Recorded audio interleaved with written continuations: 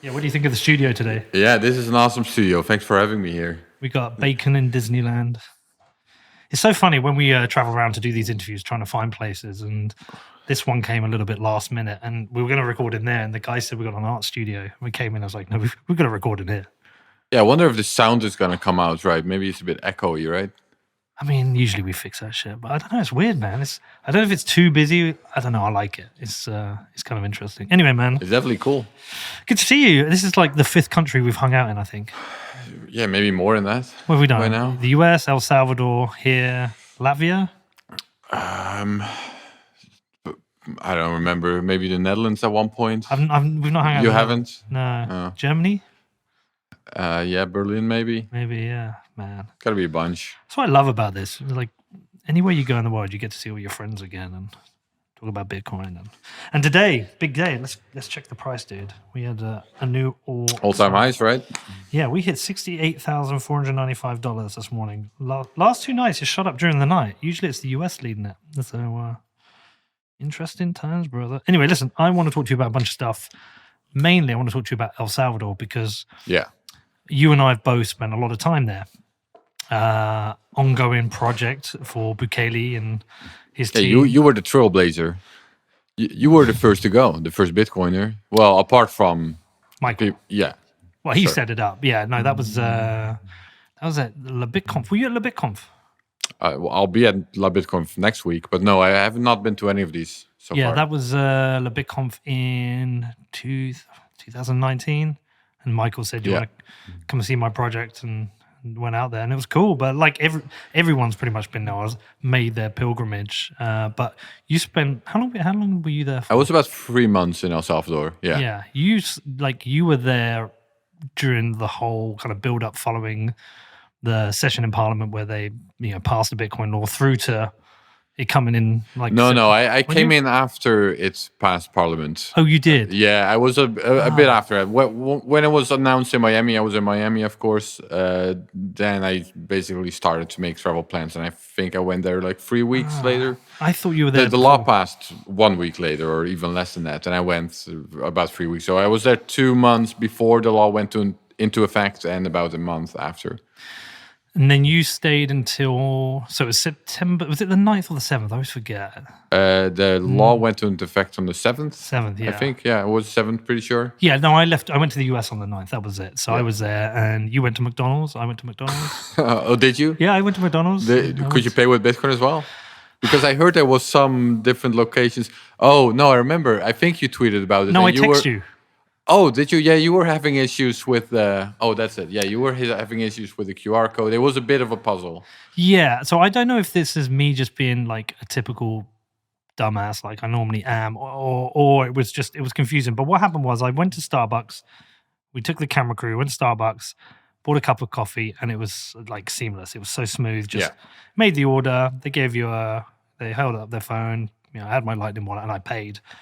What happened was then I went to McDonald's and they had it built into the interfaces, which by the way, I was surprised they did that. I thought it'd be like something at the till. Well, they had both. They had both, but the fact that they built it into they- those screens. Yeah, said- that's great. Well, the thing in my mind was like, well, you can just launch this globally. But what happened was I ordered and it said pay and it came up with a QR code. And I don't know if it's because it was in Spanish on the screen and I couldn't read something. So I tried to pay my Lightning wallet. It said it did not recognize this QR code. I was like, huh? And that's when I text you. It was just not very clear. I Yeah. mean, it said in English, just scan this QR code, but it was not. You'd expect to be scanning The an Lightning invoice or yeah. something like that. But yeah, you're scanning actually a URL that takes you to a website and you can make the payment there. I guess the reason they're doing it or the benefits to that solution is that you can choose between Lightning or on-chain. Yeah. While at Starbucks, for example, you only have the Lightning option. Now, I think that's probably the way to go at this point. But Yeah. I think that was sort of the trade-off they made. That it's a bit more complicated, but then you can make an on-chain payment as well. Well, that's the point. I think they should have done it just Lightning only. Because if you're doing an on-chain, what are they doing 0 confs or are they doing 1 conf? Like, who knows? But I felt Yeah, like I don't know actually. I don't think I've tried that. they should have just spun up a Lightning invoice and let you pay. Well, whatever. But like, you helped me through it, so I eventually did it. And yeah, you were there. I've been there. There's a lot to talk about with it. A lot to unpack. lots of different opinions on whether we should care, whether it's a good thing, whether it's a bad thing, what people think of the Bukele administration, what this means for other countries. But I think now is a good time to just talk about our experiences there, what maybe we think about it, and what we think this means. And like as a starting point for me, I just wanted to say is that when they announced it and they said 3 months, I was like, there's fucking no chance. Yeah, that's crazy. Yeah. Yeah. Like what? There's no chance. And even though they had like some rollout issues, I was blown away with what was actually available on the 7th.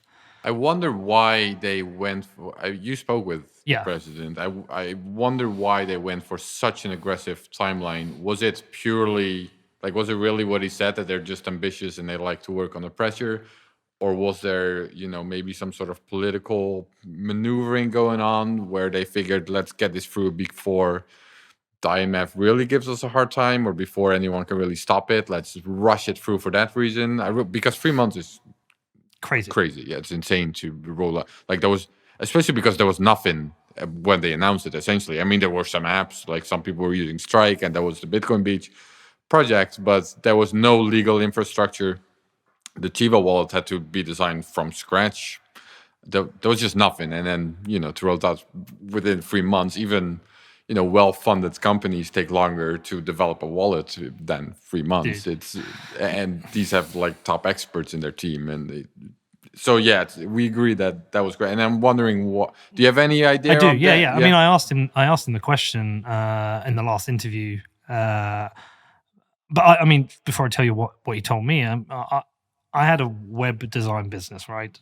So I understand. Right. I understand what goes into building something technical. Yeah. And we built some huge websites and some simple websites. I don't think we would ever, even the most basic corporate website, 3 months would be still pushing it, because you have to go through a business planning, specs, design, UX, testing, rollout, deployment, post-deployment bug fixing. Like there's a lot into it. So when they said 3 months of this, I was like, no chance. But what he actually said, I put the question to him. What he actually said to me was, whether we said it was 3 months or 6 months or a year, we would never have been ready on time. Right. Like whatever you set the deadline, you're not ready. So set it ambitious and accept you're going to have like some difficulty with the rollout. And that kind of made sense. You gave everyone a deadline they had to work to. And yeah, they had some difficulty with the rollout. But I still say and Starbucks only had 3 months notice, and McDonald's only had 3 months notice, and pizza, they all had 3 months notice. I was still able to go into both those places on the morning, and I was able to buy coffee, and I was able to buy a burger, and it worked. And it still blows my mind. But it also says to me, like, somebody, I'm not going to claim ownership of this, somebody tweeted out, it's like, how have Starbucks and McDonald's rolled out Lightning in 3 months and lots of the major exchanges haven't? Yeah. Yeah. Well, I would assume the reason, if you want an answer, is because the major exchanges want to build it in-house. They don't want to outsource it to some other, external party. And that's what McDonald's and Starbucks are obviously doing. They're not building their own Lightning implementations. They're just hiring someone from IBEX to do it for them, for example. Yeah. Yeah, or maybe there's just not the incentive as well. I mean, do they need, like, is there a massive demand for Lightning really on exchanges? Right now, probably not, because fees are low. Although, today, I think they're a little bit higher because we just breached all-time highs and people are rushing into exchanges. But yeah, no, there's not a lot of fee pressure in general. So not a lot of reason to do that, probably. Yeah. But yeah, I mean, I'm still impressed they rolled out. I never actually got to play with the Chivo app. I got to see it, but I never got to play with it because... I wasn't there long enough. I couldn't download it. Did you get to play with it? Yeah, I did. Yeah, I first I was playing with other people's apps, but at some point someone gave me the access, so I have it on my phone now. The Chivo app is not great. It's not. That's clearly with the Chivo app. You clearly see that 3 months was too aggressive, or it's just not finished. It doesn't work half of the time. Sometimes it doesn't work at all. Sometimes payments won't work. Sometimes they do. Sometimes, you get weird bugs when you scan a QR code and it just doesn't work. Sometimes funds get lost in the ether. There's all sorts of problems with the app. I think the app is the most obvious solution or example of why 3 months is a bit crazy.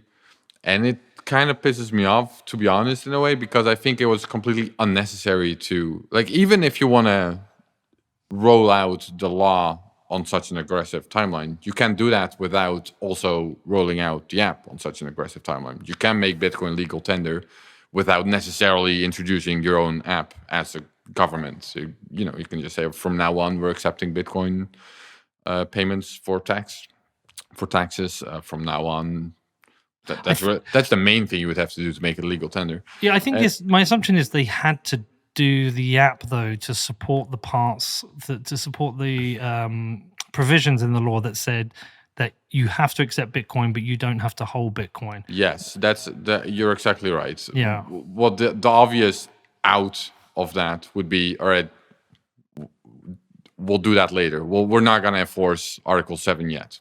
Solved. They could have done that. And then you also don't need the provision of Article 8, or 12. I don't know which article. Yeah, it's 7, 8, and 12 are the big ones, right? Right, I think so, yeah.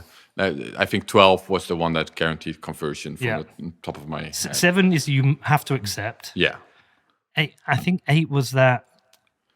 If you obviously cannot accept, then you don't have to. Yeah, or maybe it doesn't matter, Peter. Yeah, but the point they tried to, but what I think they tried to do was to design the law in the fairest way possible. Well, look, I'm not on board with Article 7 in the first place. Okay. I would have preferred there to be no Article 7. I would have preferred it because that in most countries, almost every country, legal tender does not mean you're mandated to accept it. It usually just means that it's the tender, the currency that you can use by law to settle debts.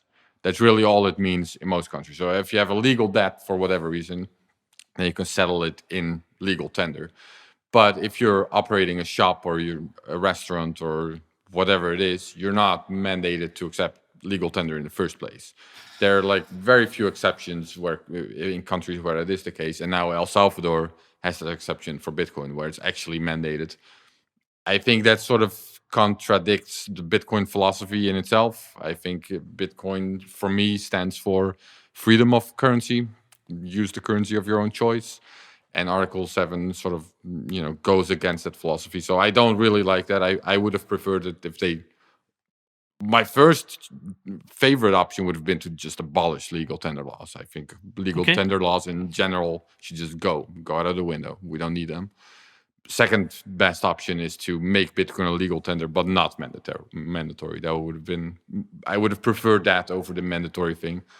Now, if they do go the mandatory route, then yes, the provisions are, making it more acceptable and more fair. Yeah, so I asked him about that as well. The reason he said he implemented Article 7, the reason it was so important, he said, is that if he didn't, there is no incentive for McDonald's, Starbucks, Pizza Hut,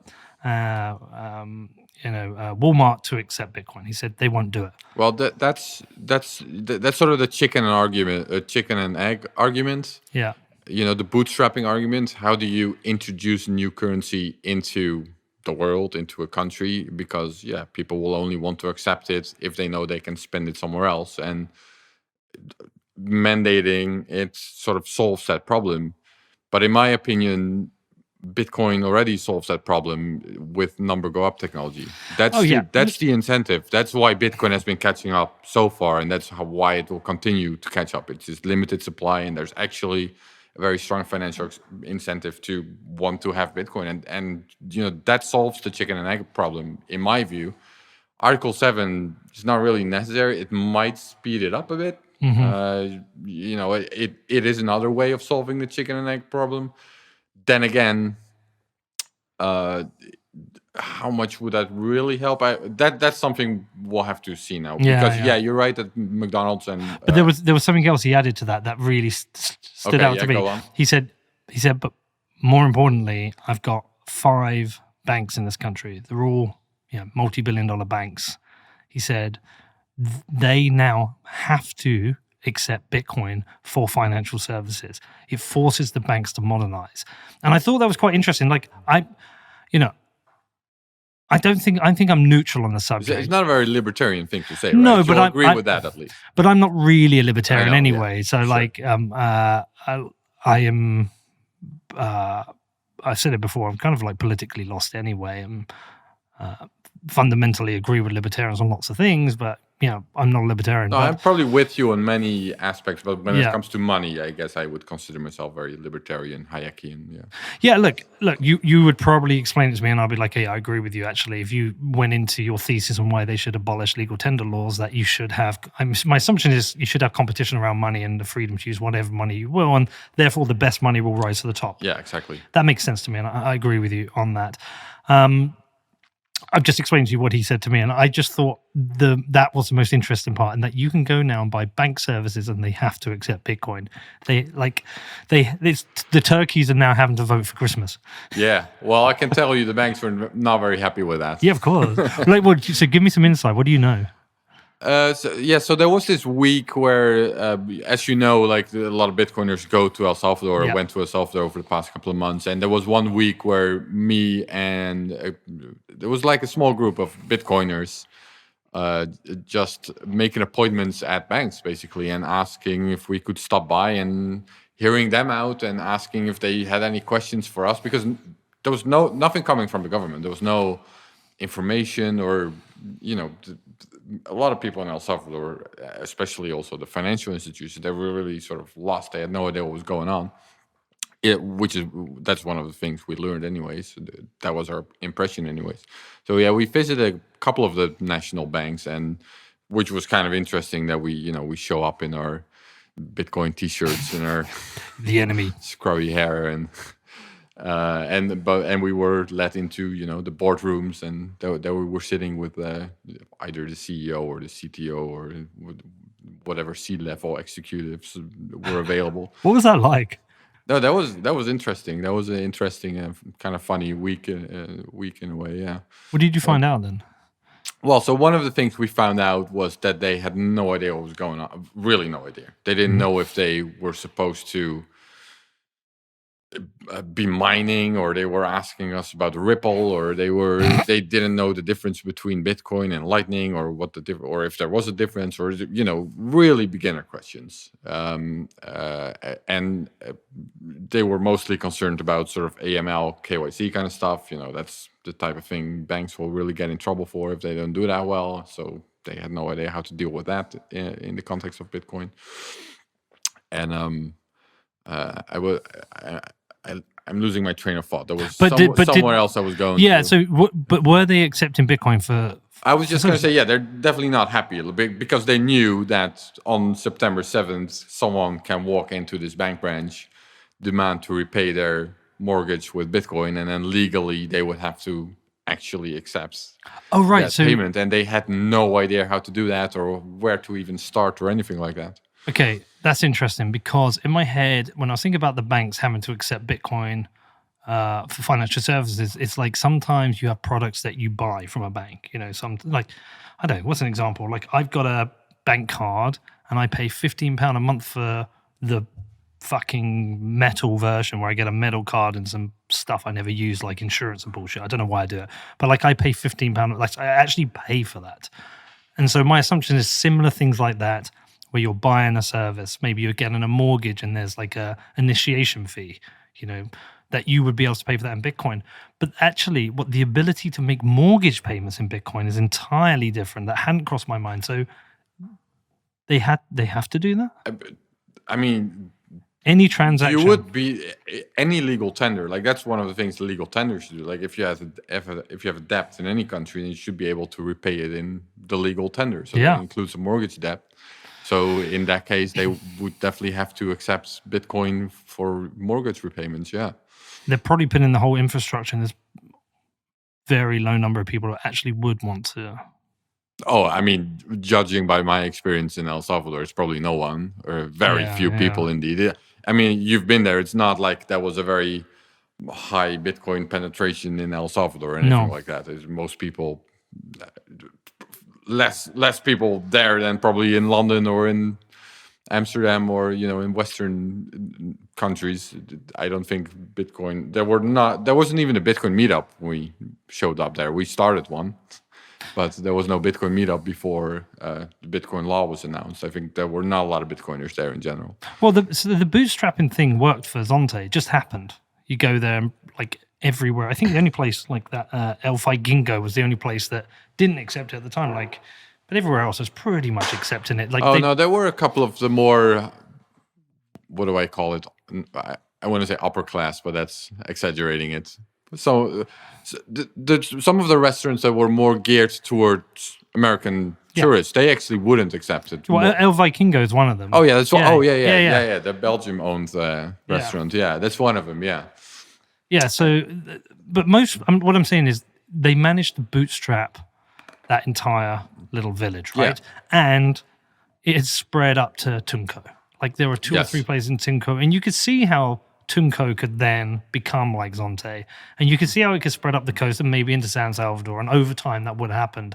Now they've it spread to Puerto La Libertad a little bit. I was there. Of course, yeah. That was pretty small, but still, it's spreading a bit, and you can see it in the Bitcoin Beach wallets, right, where all the locations are. But my only thing is like, so that like I thought it was cool in some ways that you can go to Starbucks and McDonald's now. Now I wonder how many actual transactions. Once the initial kind of excitement is like, do you know any data? Do we have any data? No, unfortunately not. I did ask about it. I'm trying to remember if I don't think they told me, but I think it's probably safe to assume that it's not very high. Yeah, and what I don't really have a kind of like a feel for is like the only data I'm really seeing is stuff coming from Bukele, who so he's obviously going to paint a very promising picture of what's happening, but I don't really know. I don't know how many wallets have really been downloaded. I think the last count was like 2.5 million. Is that true? Isn't it true? I don't know. I don't know all these things. I think that's plausible just because they were giving away the $30. $30, so there's definitely going to be a lot of people that downloaded it. The question is how many of these people downloaded it just to get the $30? Basically that for that reason alone. And my guess would be most. Yeah. The vast majority would be my guess. It's hard to get reliable statistics, obviously. Bukele tweeted out like the active users statistic, but active users is usually defined as anyone who used the app in the past month. And then he tweeted it out within a month after the release of the app where everyone would get their $30. So that doesn't actually provide any extra information. We didn't learn anything new other than the downloads, assuming that the download statistics are accurate at least. I did hear a lot of people are using it as sort of a gambling app, essentially. They got $30 for free, and now they're sort of trading back and forth to see if they can make more of with shitcoins. Yeah. No. Just on and off. Yeah, from dollars to Bitcoin, because that's free within the app. Yeah. So you can just sort of try to make more of it. I think there's a bunch of Salvadorans doing that. There's also some real adoption, by the way. Yeah. There's definitely there's like a very popular game that the youth plays online, and they're really using Bitcoin because that's the only option. Especially the youth in El Salvador, they're not gonna have credit cards or PayPal or anything like that, or banks. So they're actually using Bitcoin to get to be able to play that game through Bitrefill. I guess they're buying the gift cards, and so there is real adoption. I don't want to downplay it at all. And there is, but I think the Chivo app, to your point, I think most people would probably have just gotten the $30. You also saw the very long lines before in front of the ATMs. Yeah, like that was the thing. So at first you could not do that. Actually, you could not just take the $30 from the app, walk to an ATM. You had to do one transaction, right? Yeah, exactly. Yeah. There had to be one hop to another Chivo app. So it was sort of locked within the Chivo system for one transaction. And then after that transaction, it was free to be spent wherever you want, including getting your $30 out of the ATM. So after a few days, people figured it out. And there was like a very active market where people would just send to their mates. Yeah, either just send it back and forth, yeah, or you had these people that were buying up everyone's $30 of Bitcoin for $25 in cash, and then they would collect all the $30 in Bitcoin and then get them all out of the machine and at once and make a fuckers always try and profit. Figure out a way to game this stuff. But the people queuing up, like, what was your experience? Because there are like anecdotal reports of people going to the Chivo ATMs who are also buying Bitcoin. I have from a pretty reliable source that it's like 99% was selling at least Really? at least in the first week or 2 weeks. Yeah. Well, I mean, But I look, do think a lot of people probably sold their $30, but then kept the Chivo app for remittance, for example. Like if their family would want to send some funds later, then they would have the app on their phone, and so it did incentivize them to download the app and use Bitcoin for the first time. So it's not. There's still a win there if the goal is to get people to use Bitcoin. It's just these free $30 was the main incentive, and most people probably just sold it as.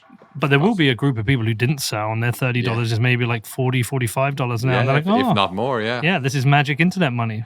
Yeah, and it's the way the app is sort of designed. You can see it very clearly that you have your dollar balance and your Bitcoin balance, and they're both denominated in dollars. If I'm saying it right, so you really see that the Bitcoin is going in the right direction and dollars not. So yeah, it might make people. Yeah, I mean, for many of us, that's how you get into Bitcoin in the first place, right? You notice because something's happening with the price, and that's kind of interesting, and that piques your interest, and that's how you start thinking about the whole thing and Come for the thinking about- gains.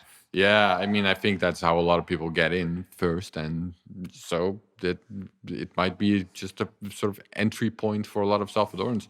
I think that we'll have to see how it develops. The story, like the first month, was interesting. It's interesting to see how it launched, and it's interesting to see how it started, and it was interesting to be there. But really, the real interesting story is going to be over the next couple of years to see if people are really going to use it for remittance, for savings, for PayPal replacements because I can't get payment, digital transactions. Like, but will it actually be adopted? That's going to be very interesting to see, and that's more of a story of the next couple of years. Yeah, my assumption is like there will be a handful of people within that, whatever percentage is 5, 10, 15% of the people who've been exposed now get orange pilled, and they go and learn about Bitcoin. And I don't know what class there will be. It could be across the board. It could be some of the poorest. It could be some of the wealthy. Who knows? But like there will be a percentage who will now be orange pilled by this, and they'll become Bitcoiners. And then perhaps they will. Yeah, for sure. Yeah, and they will teach other people. But I think that also there's going to be a group of people who are going to miss out and feel negative towards it. I mean, we've got our own no-coiners, right? No-coiners are everywhere, so there will be no-coiners. Yeah, it's going to be tough for some of the protesters and some of the really anti-Bitcoin people. They were anti-Bitcoin for all the wrong reasons. Really. They were anti-Bitcoin because they were anti-Bukele. They're not anti-Bitcoin, right? Like my point, I always make. Still, my point is, if you were marching the streets with a big anti-Bitcoin sign, it's probably going to be, it's going to cause some cognitive dissonance to change your mind after that. Presumably, we were at one of those protests together. Yeah. My view on that is that if Bukele had banned Bitcoin in El Salvador, they would all have been holding up pro-Bitcoin signs and fundraising in Bitcoin. I don't think there's a single anti-Bitcoin protest. I think every anti-Bitcoin protest is an anti-Bukele protest. So whatever policy he has, they're against. I would probably go a little bit less far than that. All right. I tend to agree with the general sentiment of what you just said, but there are some protesters. There are some informed protesters as well. There are some people in that crowd or in general that will have legitimate concerns, or at least concerns that I agree are legitimate. How fast it was rushed through Parliament without consultation. That kind of the thing. lack of transparency is not a big one. It's unclear who even developed the wallet. We don't know where the funds are held. I mean, that should be a concern that Bitcoiners would agree with. Well, it's custodial and no one knows where the funds are. That's pretty anti-Bitcoin. I thought it was pretty well known who developed the wallet. Well, tell me. But I think I've been hearing a whole range of names, and I think it's like a combination of them. What? I thought it was Athena. I thought that was pretty public knowledge. Oh, yeah. Well, no. I think they're part of it on some level, but I also don't think they developed the whole wallet from beginning to end. I think it's like different developers, the different development companies doing different parts of it. I think BitGo is part of it. I think some Brazilian company is part of it. Some Venezuelan lady was in charge of the whole thing. But again, this was my point. We're not getting any transparency about any of this. So, look, you're a Bitcoiner, pretty popular Bitcoiner. You know your shit with this. Like, what do you think they should be doing? My assumption of, like, obviously proof of reserves and transparency around the app, but like to create trust and transparency and within the Bitcoin community, what are the things like? What would your message be that they should be doing? My message would be that they should be doing less. Okay. My message would be leave it to the free market. Let free market developers offer their wallets and their payment processors and their that's what I would prefer. You don't need a government sponsored wallet that barely works. It's not necessary really for what you want to achieve. So just do less in general. That would actually be my.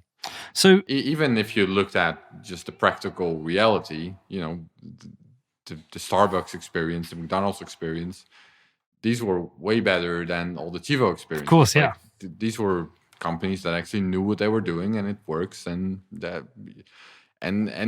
these companies will be eager to, conquer markets like El Salvador, because obviously there's money to be made and there's products to be offered, so they will do it. There's not really a good reason, I think, for the government to go all out with their own wallet. Even if you want to guarantee the conversion, approach it as minimalist as possible. Just do I'm not sure what the minimalist approach would be, but I'm sure there's a way more minimalist approach than what they actually did with the full-blown wallet, with all the different options and all the, you have the merchant option and you have the user option and you have the point of sale option, I think, and just the whole thing. It wasn't actually necessary. Just leave it to the free market. That would be my general feedback to the next country that wants to introduce Bitcoin as legal tender. And have you felt like that from the start, or did you get wrapped up in the excitement? Because I certainly got wrapped up in the excitement of it. Like I knew what was happening because I was down in El Salvador with Jack, and I was like, I think just in my head, it was like, wow, like this thing. I mean, I'm only really like a 5-year-old Bitcoiner, right? But even in that 5 years, it's like it's gone from, still kind of a nerd toy with some institutional exposure back in 2017 to like, holy fuck, this is on Tesla's balance sheet. Look what Michael Saylor's doing. And now we have a country making it legal tender. Like, this is incredible. And I've got wrapped up in that, certainly. But the more I speak to like people like yourself, I'm like, is this one of these things where like perhaps we've got caught up in something that might not be great for Bitcoin? Or does it not matter because everything's good for Bitcoin? I'm not sure if it's bad for Bitcoin. I wouldn't say it's bad for Bitcoin. Well, I guess the bad thing, if I would have to point something that's bad for Bitcoin, and that's sort of the thing that bothers me, is that, by releasing a app that barely works, essentially the sort of Silicon Valley move fast and break things approach, I think that's not a good fit for Bitcoin. Mm-hmm. I want people, when they use Bitcoin, to have a good experience. And especially if it's the first time they're using Bitcoin, I want it to work. And I don't want them to be unsure if the transaction came through or the app is crashing. I don't like it, especially if it's not necessary. Just leave it to the free market, and then people will have a good experience. And I think that's actually better for Bitcoin.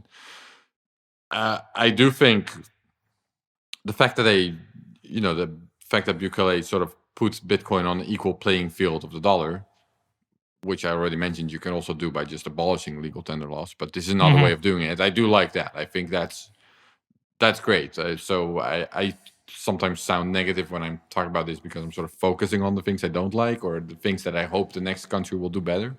But no, in general, I think the potential for Bitcoin in El Salvador is great. So it's great for El Salvador, and well, to your question, also good for Bitcoin, probably. Yeah, I think it definitely has,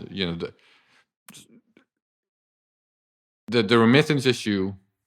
So there are 4 benefits for Bitcoin in El Salvador, essentially 4 things that have been mentioned. So one of them is remittance. The second one is banking the unbanked. And then you have sort of the image for El Salvador, that it's producing a much more positive image for the country, which was previously known mostly for like gang violence and negative stuff. And now all of a sudden it's sort of on the map as a tech entrepreneurial nation, which is kind of cool. And, it's attracting Bitcoiners, and they're all going there next week for the conferences. And then the fourth one is decreasing dependency on the US dollar, which I would say is actually the biggest benefit long term if it catches on. So I think Bitcoin definitely has a lot of potential in El Salvador.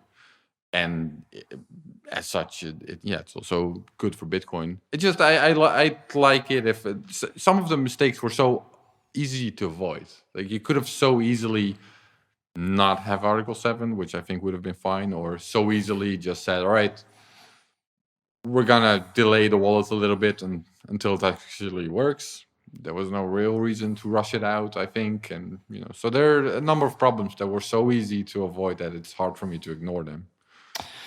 Yeah. But in general, I'm positive. It's a super interesting experiment with a lot of potential. Super interesting, and you know what? Other countries must obviously be looking, and and right now, I think overall, it's certainly a net positive for El Salvador. You've got a certain amount of increase in tourism. Like I don't know how much, probably negligible in the grand scheme of things, but you've certainly got an increase in tourism. Well, they probably had very little tourism to begin with, so any increase is a big increase, relatively speaking. But you've got that. You've got certainly an increase in investment in the country, whether that's people wanting to buy property or people want to invest in companies or have offices there. You've got El Salvador on the global map. Like Bukele is suddenly globally known. It was essentially as a hack for him to become globally known, or like an interesting one. I think that's the main reason for him to have done it. Actually, by the way, we don't have. You think? I suspect. Yeah, I think I think he likes the attention, and I think he likes the. We'll come back to him. Yeah, sure. Because I've got some. Sure, yeah. Nuanced views on him. Yeah. Well, you know him better than I do, but yeah. Well, but maybe I don't know him. That's the point. But it's put El Salvador on the global map, put Bukele on the global map. I think it's the remittance is certainly any money that's coming in that's avoiding Western Union is putting more money in the hands of people from El Salvador is great. People do have access to banking services. I think overall, it's definitely a net positive for the country. I'm not 100% sure it's a net positive for Bitcoin. I think it probably is. But why wouldn't it be? Because I'm thinking where this might go. Like, there are certain ways this story plays out that can be really shit. Mm-hmm. And I'm a bit nervous about that. But, like... Can you give an example? Or? Well, I think it depends how the government plays out. I think we have to talk openly and honestly about the government. But I'll come back to that because, again, I've got, like... views on that as well. But what I was really getting at is other countries must be looking now. Other leaders, other countries, just simply looking at the fact that they're probably 20-25% up on their Bitcoin investment. I mean, they're building all the animal hospitals now and whatever else. Schools. Yeah, like let's see if he does build 20 schools. I mean, obviously that's not necessarily a benefit that's repeatable for other countries. Although the incentives do sort of work out in that direction. Yeah, I mean, but other countries must be looking, going, well, it's a bit like you don't want to be the last person to buy Bitcoin, right? And you don't want to be the last country to adopt it. So I think overall it's a net positive story. I'm like, who's next, and how do they do it? Because it'd be very easy to do completely copy what they've did and focus on Bitcoin. It could be very easy to be a crypto nation and support shit. Yeah, that's the other thing. I didn't mention that, but that's actually something I obviously really do expect, that it's sort of they're focusing on Bitcoin and not all the other bullshit. You think they will get sucked into that? I do think Charles Hoskinson writes a check. I mean, I've heard from people pretty close to the government that they do want, they are opening the door to all of that other bullshit, essentially, not to make it legal tender, but at least, by making Bitcoin in that illegal tender, I think they do hope that all the other bullshit will come as well in one form or another. Yeah, because they got big checks they can write. Charles Hoskinson does it. He writes big checks, right? Like builds libraries and bullshit. Right. Convince people that Ethiopia needs Cardano, and it's He builds libraries. I didn't know that. Didn't he build a library in Wyoming? I have no idea. Knows. Fuck that guy anyway. Yeah, I don't keep track with any of that. No, he's a penis. So let's talk a bit about Bukele. Yeah. I think it's a really complicated and tricky subject. And first time I interviewed him, I said I felt like this job. How did that come about? So what happened was he did the spaces. Yeah. His brother came on. I DM'd his brother. I said, I want to interview the president. Can it happen? He DM'd me back, gave me his number, said, let's do a call. We did a call. I pitched him. I said, look, this is why I think you should give me the interview. He said, okay, you can have the interview. Come to El Salvador. I can't tell you what day it'll be, but just come here and it'll happen in the next week. So it got booked in and then it got delayed and then delayed again. But like, I got it. And, but I also said, I can't do a cold interview. I want to meet him beforehand. So can we have a meeting? So they invite me up to the presidential house. Were the questions screened? Nope. Infamous Metallica shirt. Yeah. Met him and like hung out, asked a bunch of questions. But I told him the topics I wanted to cover. And he, fairness to him, he said, you can ask me any question you want, which is great. Second interview, I definitely asked tougher questions, much tougher questions. And, Oh, there was a second interview? Yeah, I've done a second interview. Oh, is that published? No, because what happened was we were making a film when the law came in, and I asked if I could ask him questions for that and film it, which we did. And I'm not going to release that interview until after the film comes out because the interview was for the film. Right. So once the film's done, I will release the full interview. And I definitely asked tougher questions. I asked him, the questions I think you would want asked.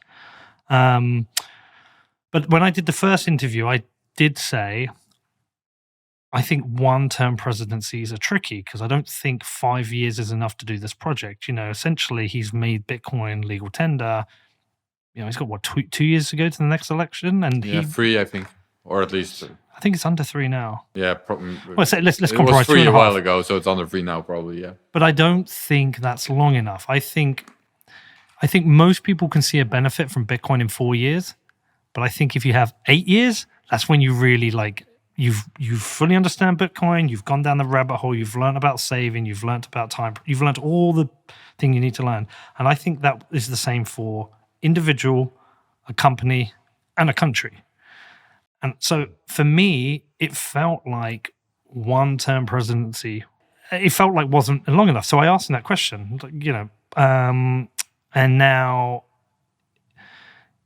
I feel like there's a lot of people who are critics of him.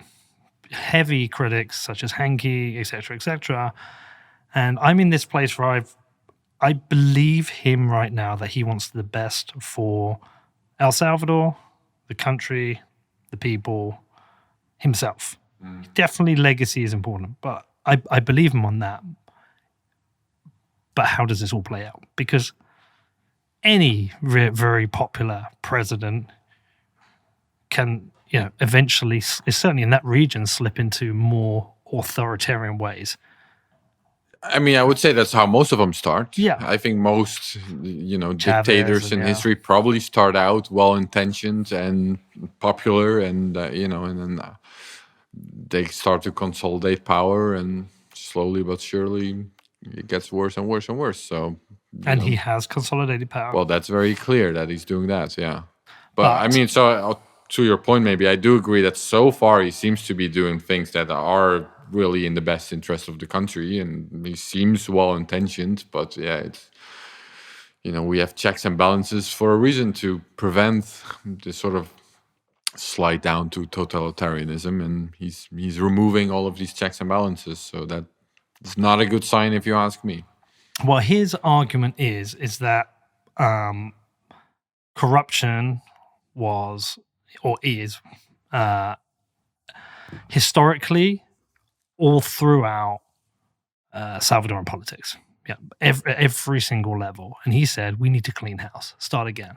And I asked him this question, and he put it to me, he said, if I want to prosecute a judge for corruption, it's going to take years. And if I want to prosecute them, it's going to take years. Why don't I just get rid of the clean house? Now, that could be post-rationalizing a consolidation of power, or it might be like, do you know what? We do need to clean house. We need to start again. We need, El Salvador needs this. I think the real test will be not the next election, because I think it's pretty obvious he's going to run, and it's pretty obvious he will stay as president. You can rationalize it even though it's against the Constitution. You can rationalize it and say he appears to be doing a good job. He appears to be popular. Last 4 presidents have all been thieves and left the country with millions of dollars, or ended up in jail. It's what happens after that. How does he reestablish trust in the political system, and does he go for a third term? That's where I think it gets tricky. Is it a third term, a fourth term? Yeah, that's where I think it gets tricky. I mean, he was not supposed to go for a second term, so why not? Why not a third and a fourth, right? Like once you go down that route, why turn around? Because I think you can rationalize a second term. You know, the US has 2 terms, right? You can say, look, 1 term is. I think, like, I'm not agreeing with it. I'm just saying you can rationalize it. Yeah, it's more the combination of all of the things, like getting rid of the Supreme Court and then the judges and then Attorney General, and then extending the term length. Term length. Yeah, like 6 years. It's the combination of all. Because if it was just term length, in the Netherlands we don't even have that. So you can be prime minister your whole life if you Same in the UK. Yeah. So it's like if it's just one thing, then sure, but it's doing all of these things in very short period of time, and I think it definitely looks like he's going for of course, like power grab, and the optics aren't great, right? But it's like I say, I think, and then there was the I don't know. Did you ask him? I'm curious. There was the protester that was arrested. I did. Yeah. Can you tell me what he said? He said this guy maybe some context for people that don't know this. So there was a protester who was an anti-Bitcoin protester.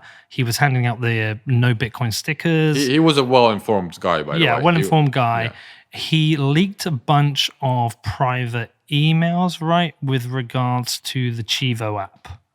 Is that? Possibly. I'm not sure. But I can't remember his name, but he was arrested, and a lot of people Mario Gomez. That's the guy. Was he arrested at the protest we were at? Right before. We went to the protest, and Yeah. right before that protest, he was arrested without any reason given, essentially, and was held for a day, something like that. Yeah, so Maybe again, longer. I asked the president about this, and he said to me, he said, there is no benefit to me arresting this guy. He said, I'd never heard of this guy. Like, if I arrest him, I make him famous. I give him a platform. There's no benefit to me. He said, as soon as we found out, we immediately released him. He was like, there's no benefit to me on this. So again, look, he's a politician. Who knows? Every answer may be perfectly crafted to hoodwink me in the audience. You just never know. But like, well, he's certainly a star in PR. Yeah. Like, he's obviously very good at that. I thought he was also leaking photos of the Chivo app or the schematics. But anyway. Well, someone did. I'm not sure if that was him. Yeah, but like he was accused of, like, apparently it was what he did was a crime as well. But I mean, look, I don't know the details. But yeah, I mean, we need to get this interview out because we've covered nearly all of it now. Right. But like, look, he has an answer for everything. Right. You have to navigate this and say what's right and what's wrong. You know, me and Danny had like a long talk about this because, you know, my first interview was very much a like, hey, friendly interview. And then the second one, I asked some tougher questions. And I'm not going to lie, I was fucking nervous with the questions I had written down. But I think you have to be But you were allowed to ask them. And it was not pre-screened or anything like that. Not pre-screened.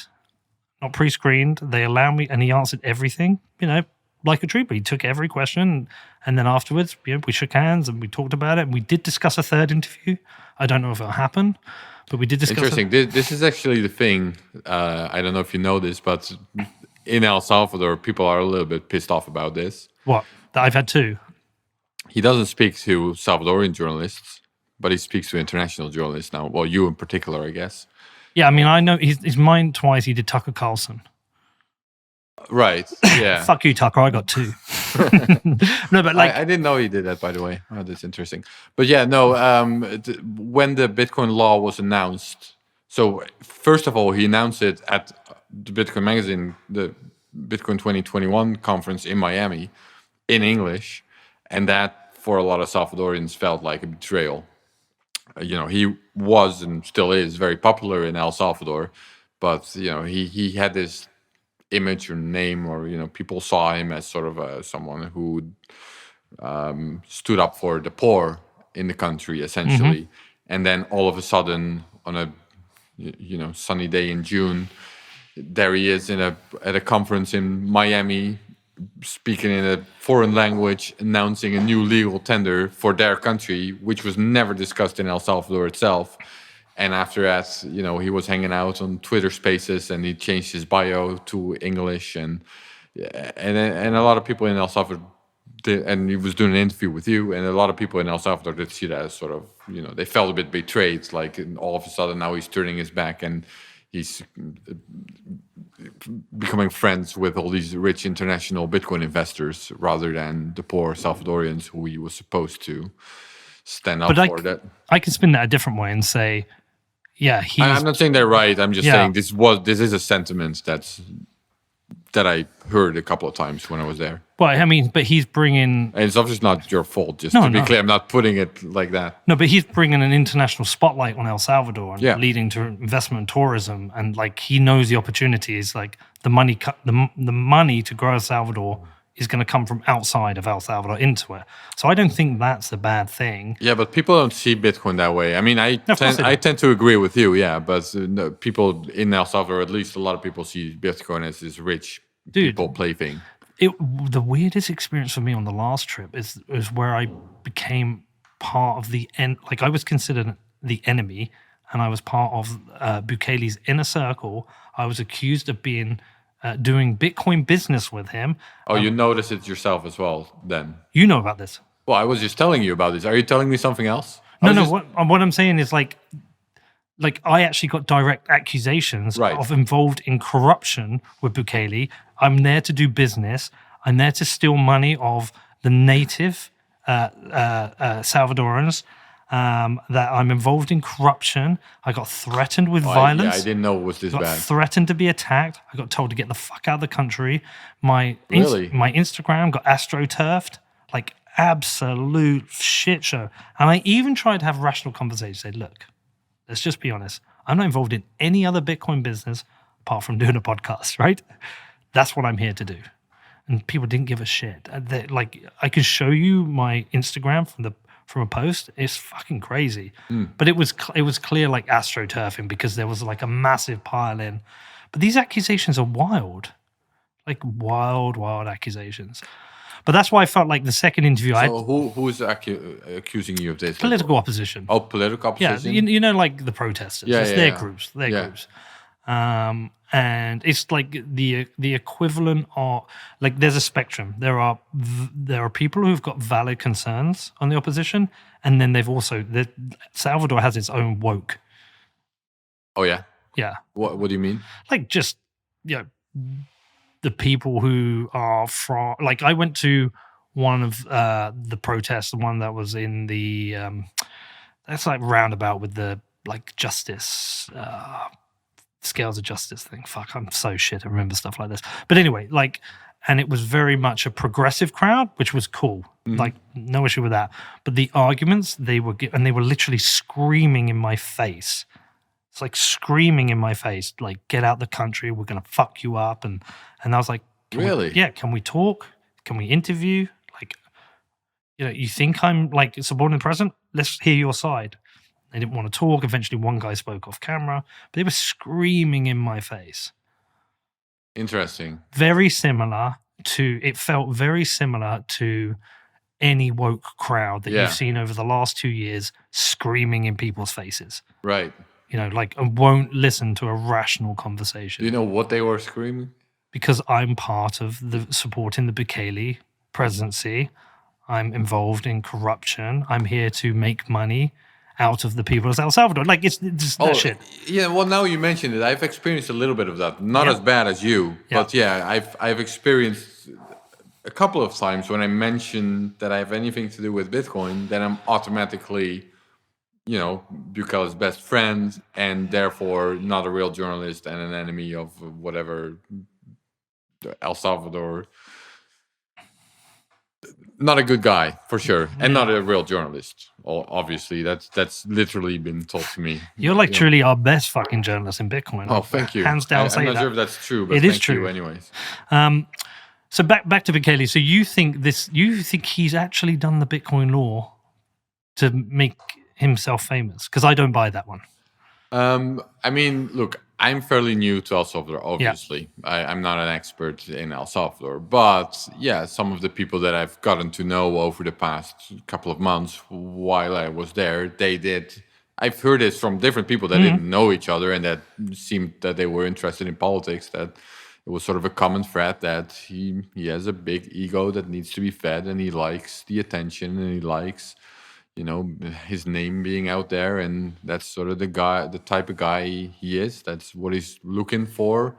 And I know that very specifically one of the sort of arguments that have been presented to him in favor of the Bitcoin law was, look, you can make history as the first president in the world to introduce Bitcoin as a legal tender. Like, this has been explicitly presented to him as an argument from what I know. And I mean, I don't know his inner workings, obviously, but from what I hear, this is definitely sort of one of the things that drives him. Is just ego and prestige, and being the first president to introduce something like that would, definitely, like you mentioned, this would put his name, in history essentially. And that would have been a big reason for him to do it. I think that's very possible. I don't know him personally. I don't know his inner workings, but from what I've heard superficially, I guess, it sounds plausible. Do you think you can do that job without an ego? Yeah, probably not. Yeah. There are probably different, levels of it, though, and he might be on the high end of it. Yeah.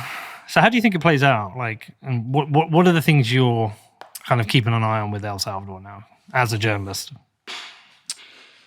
The most interesting thing to see will be if people adopt it in a real way. If they will actually start to accept Bitcoin without converting it to dollars, because that's really necessary in the end for it to be successful.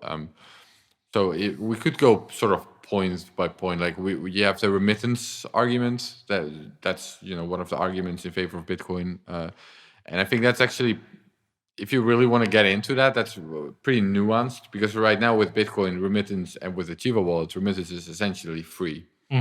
But in the real world, it costs money to move money around. Friction. That's just the economic reality. So really, the reason that it's free to do remittance over Bitcoin is because it's being subsidized by the government. And by remittance in this context, to be clear, I mean you have dollars in the United States, you convert it to Bitcoin, you send a Bitcoin to El Salvador, you convert it to dollars again. That's what I mean when I say remittance. But if people actually start to use Bitcoin and circulate Bitcoin, then there's a real economic benefit, because now remittance is a thing of the past. Or save it. Sure. I mean, circulate, save, use it as money rather than just for remittance itself, is what I mean. So it will be interesting to see if people actually start to do that.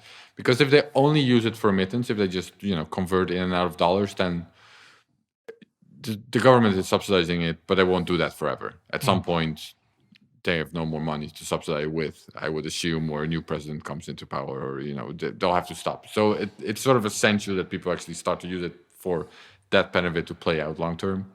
My assumption is there's like a tiny spread in there somewhere.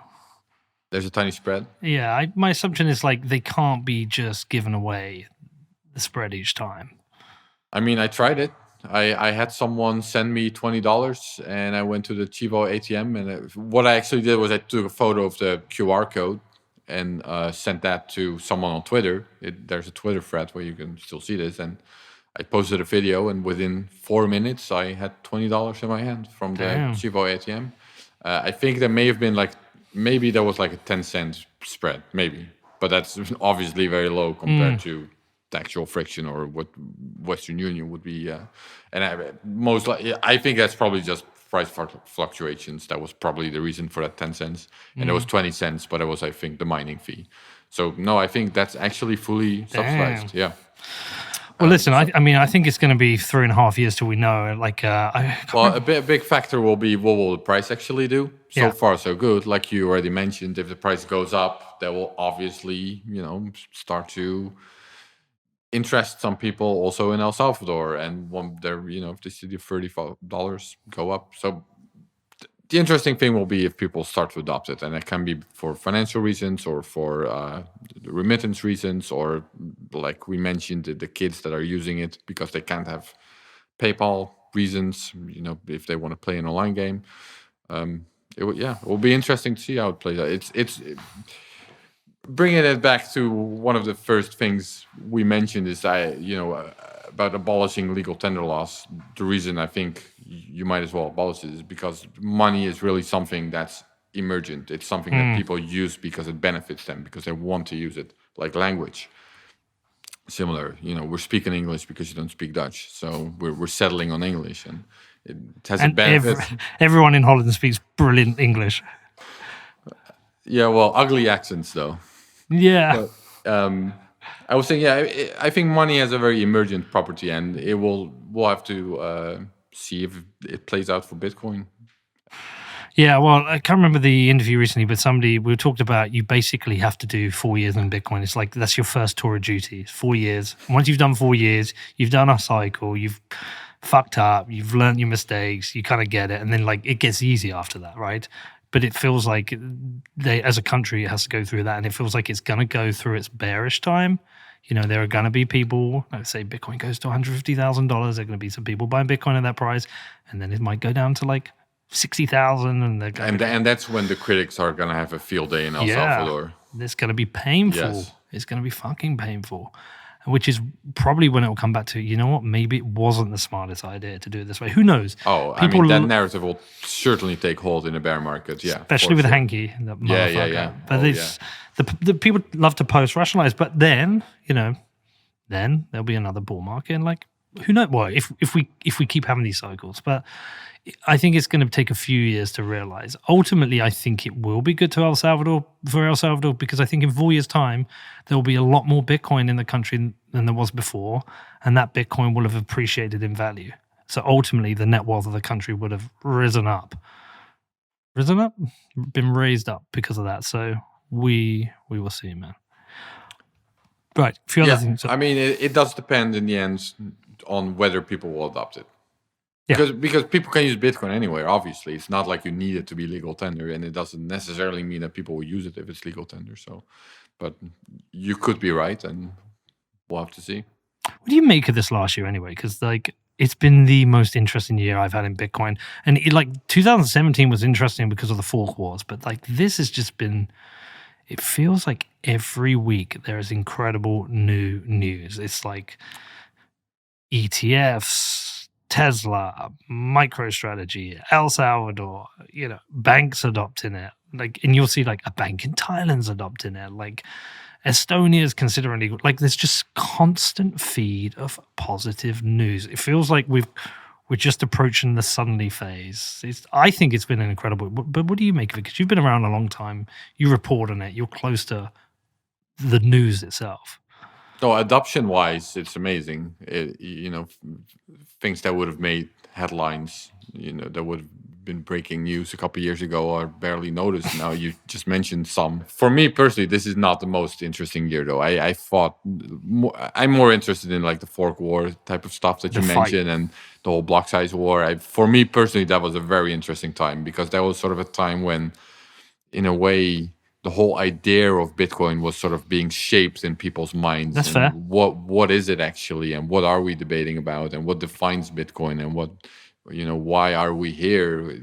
Essentially, that was sort of what the debate was really about. And for me, that was very interesting. All the adoption, that will just keep happening, presumably. So what is Bitcoin now? Why are we here? Get philosophical with me. Yeah. You want to go there? Yeah, let's go there. Do you know what? It's funny. I actually think it's one of the hardest questions to answer when it's just like as simple as what is Bitcoin? Oh, that's the... Like, what's your go-to? I think my go-to would still be digital cash for the internet, a type of money that you don't need a third party for. If I pay you, then it's really a transaction from me to you without us needing anyone else. Digital cash is still my go-to answer. But then digital gold is sort of the limited supply follows shortly after that, and from there on, I guess it depends who I'm talking to. Just sort of feel what someone is interested in. Is someone more an activist type, or more an investor type, or more an entrepreneur type, or just someone who likes to travel or whatever. Yeah, take it from there. Yeah, I've always changed. Like, I did the digital gold thing for a while. And then I stole one from VJ Boyapati, which he said to Tom Woods. He said, Bitcoin is like gold, but with this magical property that you can teleport it around the world. And I was like, oh, that was pretty cool. And then Jean Pfeffer said to me about, Wenzel said that money is a ledger and Bitcoin is the best ledger there is.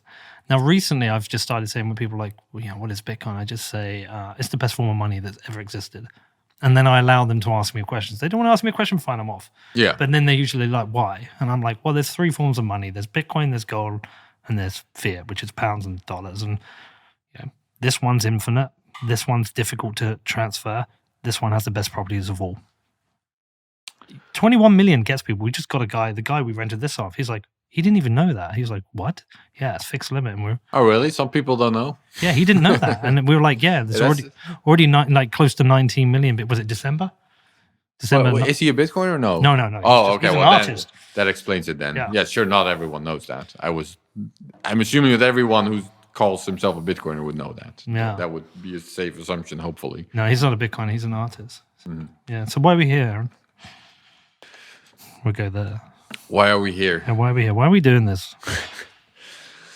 Well, I think the fiat currency system is clearly not working very well. I think it's increasing inequality.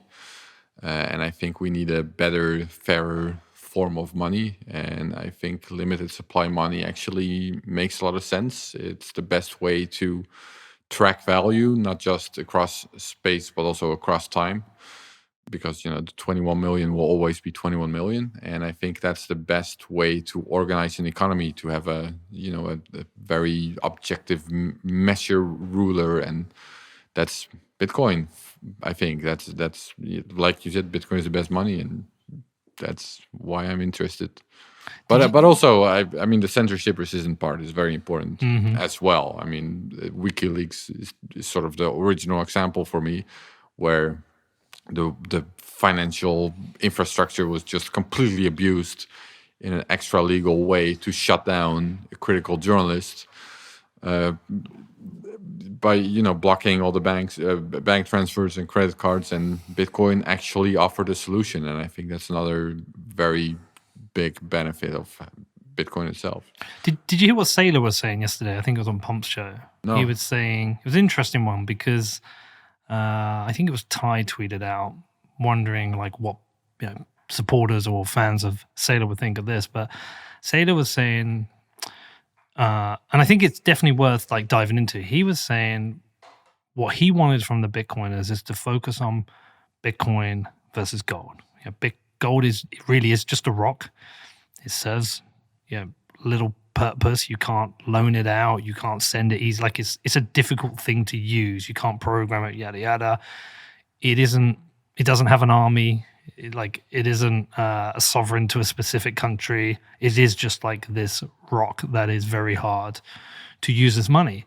And it's like, whereas if you take on currencies, you're taking on armies and governments and central banks. It's like, gold is being demonetized right now. That's where Bitcoiners should focus their time on gold. And I think some people would argue that somebody's holding billions in Bitcoin. I think the suggestion is that there's a reason for him to say that, because he doesn't want to be the enemy of the state with that much Bitcoin. But I also can argue his side and say, actually, that's a fair point, because... So hang on. When you say Bitcoin should compete with gold, what he means is it shouldn't compete with fiat. It should just be this sort of store value thing that's just a store value thing. I think he's saying focus on the story of... Like, Bitcoin will do what Bitcoin does, right? If it destroys fiat, it destroys it. We can't decide that. But I think he's saying focus your energy on fighting gold and winning and beating gold, because the dollar does have an army. And what he said, I think the point he was making, because he said it on a Spaces recently, he said, as long as there are nation states, and as long as there are governments, there are going to be sovereign currencies. And in the short term, they're not going to be going away. So I can see the point he's trying to make. Well, that's not obvious to me at all, by the way. I think in the short term, it is to me. Well, what do you define as short term? Do I see the fall of the nation state in my lifetime? No, it's not necessarily the fall of the nation state, but you can still have nation states without fiat currencies. No, of course, because they could adopt Bitcoin. Yes, clearly. Yeah, clearly. But at the same time, like, I think the point he's trying to make is like, let's focus on the energy on what we can win right now. And perhaps, sarcastically, people say Trojan horse. But like, perhaps in doing that, Bitcoin gets even bigger during that period. And then afterwards, it can go for fiat currencies.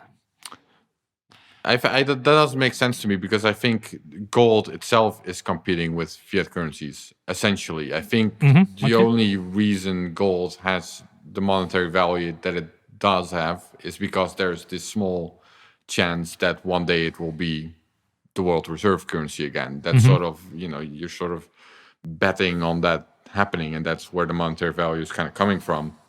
And Bitcoin is making the exact same bet in a way. It's, I think the value from Bitcoin is essentially sort of a bet on it becoming the world reserve currency in the end. So Bitcoin and gold are doing the same thing. It doesn't really make sense to me to then focus on gold, because gold is itself focused on fiat. If you know, do you understand what I mean? Are you following me? Yeah, yes and no. Like, I see. It's kind of Hal Finney's original argument. Yeah. When he was first trying to value Bitcoin, he made this, back of a napkin calculation where he said, what are the odds of Bitcoin becoming the world reserve currency? And then, sort of dividing the price of what it would be by the odds of it actually coming there. And that's sort of how you would value Bitcoin today. It's a little bit more complicated if you want to get into it, because there's time preference. But that's how I sort of think about it. And then the way I see it, gold and Bitcoin are doing the same thing. Gold is making that, how much would an ounce of gold be worth if it becomes the world reserve currency again? What are the odds of that happening? And I think that's sort of the value of gold. And Bitcoin is doing the same thing. So it doesn't make sense to me to focus on gold. They're both focusing on fiat. Interesting. I have to put that to him. Yeah. Right. Never spoken with him. Never met him or anything. He's again, another interesting character who's now firmly part of the history of Bitcoin. Yeah. I've got so many questions I want to ask him now. I've interviewed him twice. I've got newer questions I want to ask of him. I think it makes total sense. This is the first thing you suggested. I think it makes total sense for him to say that, because of the position he's in and because he doesn't want to get into any sort of unnecessary trouble. It's a very easy way to just say, let's focus on gold, because gold is allowed, and so it makes sense from his position to maybe say that, even if it doesn't mean it. But I think he does mean it. Yeah, I think he does. I don't think he's an anarchist. Right. I think he's somebody who believes in freedom coming from democracy, whereas other people believe democracy holds freedom back. Like democracy's anti-freedom, but I think he believes freedom comes from democracy. That's my assumption. But I would love to ask him the question. I mean, next time I'll interview him, I will. I think he's a very interesting character. He polarizes people. He's not popular with everyone. I mean, hasn't he in the past suggested that Bitcoin should be, fully KYC proof, AML, sort of pushing for that kind of stuff? I don't remember him saying I recall that vaguely. I could be wrong, but I do recall that, and I obviously don't like that. Yeah, but also sometimes you have to explore ideas. I've explored ideas, right, and been yelled at for. There was a time where I suggested, I think it was to Giacomo, why don't we offer a truce with Roger Ver? Bitcoin's already won. Fucking got yelled at. There's two kinds of people. Some people sort of explore their ideas in public and then get yelled at, and then there's the type of people that explore their ideas in private and will only ever say something once they figure it out. Yeah, you're clearly category one. Yeah, no, absolutely. I'm but happy to hold that, because because I'm always happy to admit that I was wrong, or I've got a changing view of things, and I'm trying to reflect my thoughts, but also the thoughts of people I think who listen to the podcast are in a similar position. And I don't think there's any harm in doing that. Perhaps he's doing something similar. Like when you're that public, essentially your ideas are being A/B tested in the public space. It's interesting how big of a star he became in a year. But dude, he bought like $3 billion of Sure. Bitcoin. Yeah, still though, like 18 months ago, no one had heard of him. I think it was 18 months ago, and now he's like the superstar of Bitcoin. That went really fast. It's the Bitcoin hack, man. Yeah. Yeah. All right, 2 other things I want to talk to you about. Bitcoin Magazine is going analog. Yeah, we're gonna make a print magazine again. That's fucking cool, man. One that you can fold and hold in your hand. And well, I get the Citadel 21, and it's lovely. It's just lovely getting that in there. Shout out to Hodl and all, but and what's her name? Fuck, I forgot her name. Who's he do it with? Oh, hold on out? Yeah, he makes it with Gotcha. Yeah, the 2 of them. Big shout out to them. But that's lovely getting that. It's just beautiful, and to think that Bitcoin Magazine is going back to print, I think it's really fucking cool. Yeah, I don't know when this is going to be published, but it should be in stores probably when this is published, I think, or at least Do we know when soon. that is? Like next week?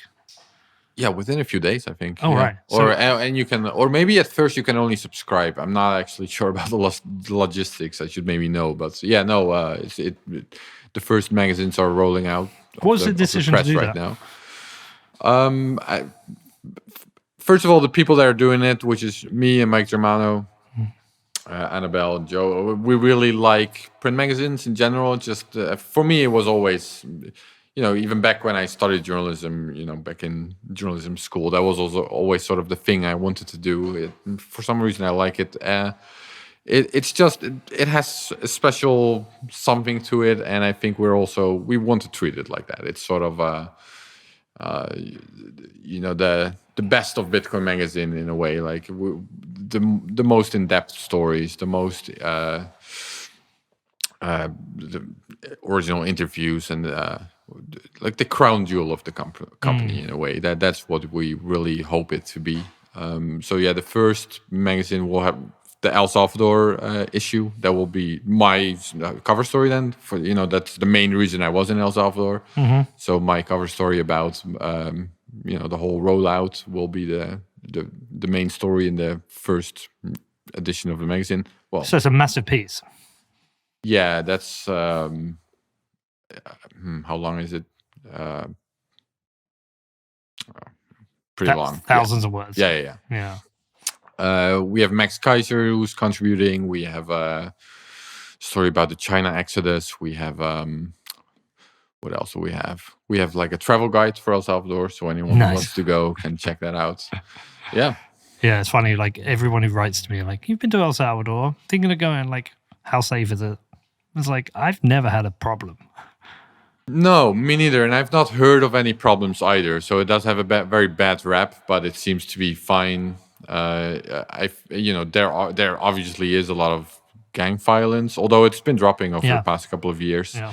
But I think they mostly focus on just basically extorting people in parts of El Salvador. I mean, it's still ugly, but my impression is that tourists are more or less left alone. I've mostly been in the capital, and then even in the capital it was mostly sort of the richer areas of the capital, and then some of the tourist towns, and I felt fine and safe everywhere. Yeah. And there's Ubers, as you know, it's like easy to get around. It's not. Yeah, I felt fine. Right. I think it's fine. Okay, let's finish on Taproot. And I'm going to frame this in a way that's going to really piss people off. I still fucking don't understand Taproot. Like, it's going live this weekend. Yeah, 720 odd blocks to go. For me, it's like one of those things that's great for devs, great for techies. It's great for Bitcoin. I still don't know. I don't know why I care about Taproot as a casual user of Bitcoin.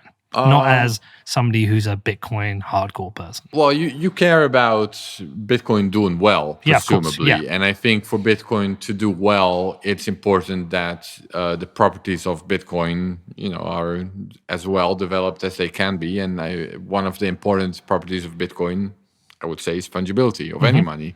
Like any money has to be fungible, which means that one currency unit should be worth the same and interchangeable for another currency. You know, $1 bill should be worth the same as another dollar bill, and it doesn't really matter which one you have. That's what fungibility is. Say with gold, like as long 1 ounce of gold or another ounce of gold, doesn't matter which one you have. It's fungible.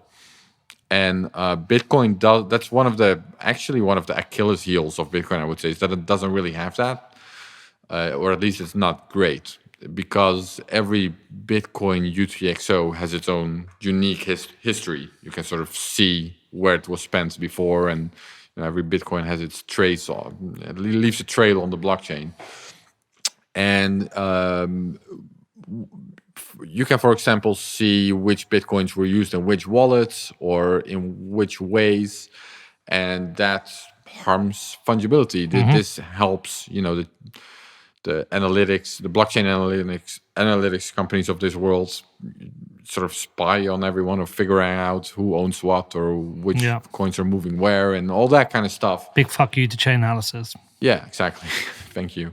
So it would be good if we could make their jobs harder, at least. It would be good if we can make the Chainalytics guys, their jobs harder. So one way of doing that is making Bitcoin more fungible. And the way to do that, one way of doing that is making transactions less distinguishable from each other. So if we can make every transaction look more or less the same, then you can't tell anymore in what wallet it was used or how it was used and that kind of stuff. So one example would be a Lightning transaction. A Lightning opening, closing transactions are very easy to pinpoint as such on the blockchain. So you can see, that guy was using Lightning and that guy was not, and this makes it easier to trace funds over the blockchain. Taproot makes that sort of stuff harder. It makes Lightning transactions, to stick with that example, look like regular transactions. Or at least, it's possible to make a Lightning opening and closing transaction just look like any other, look like the guy that's buying coffee on chain then. So it all looks the same. So it's benefiting fungibility. So that's the essence of it. Do you want to go into technical details or? No. I mean, yes and no. Like, what I care about is it also benefits scalability a bit, by the way. Okay. So that that's another big issue for Bitcoin. Obviously, that Bitcoin has this limited block size and therefore a limited amount of transactions that can be processed over the network. There's a good reason for that, namely, you want everyone to be able to run their own node, which keeps the network decentralized and secure. But it does mean that fees go up, and there's less room for transactions. And Taproot helps with that as well, because it makes certain types of transactions, like Lightning transactions, which I just mentioned, more compact. You can fit more of them in blocks and therefore more of them on the network. Because people talk about this like this is the biggest upgrade for Bitcoin since SegWit, right? This is like super important, but I'm like so far removed from it because I'm not technical. And I feel like I should like know more about it, understand it. I've done like 2 sessions with Andrew Polstra, and he explains all to me. I'm like, I have no fucking idea what you're talking about. But like, I know it's good for Bitcoin. But it's a bit like, I'm sure there's amazing upgrades happening to my mobile phone every time they do a new version. I don't know what the fuck they are. I can still make calls and text. Yeah, well, I mean, it's a lot harder to make upgrades to Bitcoin than to your mobile phone. Yeah. So that makes it, at least more interesting to me. I think that has also always been a topic that I find super interesting, is how do you upgrade a decentralized system like Bitcoin, where no one, there's no one to dictate the upgrade. There's no one in charge. There's no one who says what's supposed to happen or when. So if you want to upgrade a system like Bitcoin, it's actually, very interesting type of science of how to figure it out, and what role the miners have and what role the users have and what the economic incentives are and what the best timing is. And that's very fascinating. But on that point, while we are recording this, it seems like only half of all Bitcoin nodes have upgraded to Taproot. Meanwhile, we had the big mining migration. So all of the miners that were signaling for Taproot 8 months ago, whenever it was, not clear how many of these miners are still actually mining or how many miners are new. Is this a problem? Well, I don't know. It doesn't. Oh god. It doesn't look great to me. It would be nice if we'd seen bigger, more adoption. More nodes upgraded. The problem is if half of the network is upgraded to new rules and half of the network is not, and then a transaction shows up that breaks the new rules, then the old nodes, they don't care because they don't care about new rules, and then you can get in situations where the network splits and all of a sudden we have a very ugly mess where it's not clear which network is the real Bitcoin. But I thought nodes were backwards compatible. Well, they are backwards compatible if a majority of miners is enforcing the new rules. So in that case, we're fine. If a majority of miners by hash power is enforcing the new rules, we're fine. But like I was saying, back when we were signaling, it was maybe a very different group of miners than now. Now I think we'll be fine. I'm not really concerned, but it's also not ideal if I'm looking at the stats right now. But we'll probably be fine. So we think this upgrade to the most important monetary network in the world, which is going to be the backbone of the future financial system, will probably be fine. Oh fuck, Karen. Oh man. All right. It depends. It depends to a large extent on the miners. As long as they're at least a little bit informed about what's going on, we should be fine. Okay. So let's hope they are. Fingers crossed, man. Listen, good to see you. Yeah, you too. Always. Tell people where to follow you, where to read your writings. Yeah, so I'm on Twitter at Aaron Van W. I'm writing for the print magazine now mostly. So you can just, if you go to bitcoinmagazine.com, you'll certainly find like how to order the print magazine section somewhere there, or in Barnes and Noble, or you can subscribe. I'm also doing a podcast, with the technical podcast with Shorts, which is Bitcoin Explained. Well, I'm happy to come on anytime and explain anything you need. Thank you. Yeah, that would be good. Definitely bullshit. Mate, listen, great to talk to you. I stand by what I said. I think you are the best journalist in Bitcoin. I think it's not even close. We're always talking about your work. I think what you do is brilliant, and I appreciate you, and just keep crushing. And it's always good to catch up with you, whichever country we're in, man. So, take care and keep doing it. Thanks for having me.